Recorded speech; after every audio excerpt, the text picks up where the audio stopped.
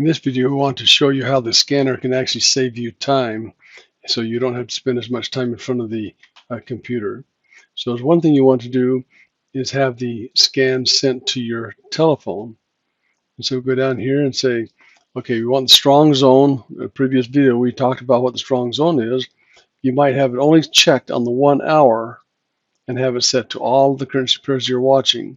So you can be away from your computer, and many times you might have a half an hour or 45 minutes, maybe even an hour before the scan actually sets up on the smaller time frames to time your entry. So this brings it to your attention.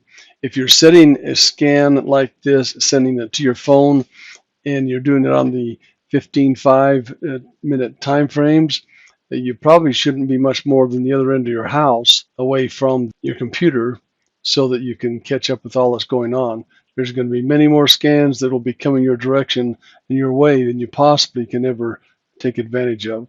So set on the longer time frame or a smaller time frame, but stay closer to your computer.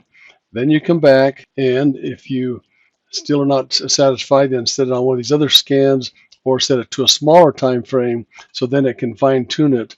But you know what the smaller time frame scans are looking like, so if you see one, then you might consider taking the trade. If they're not set up, then set the other scan on a smaller time frame so that it'll then sort through and bring those to your attention.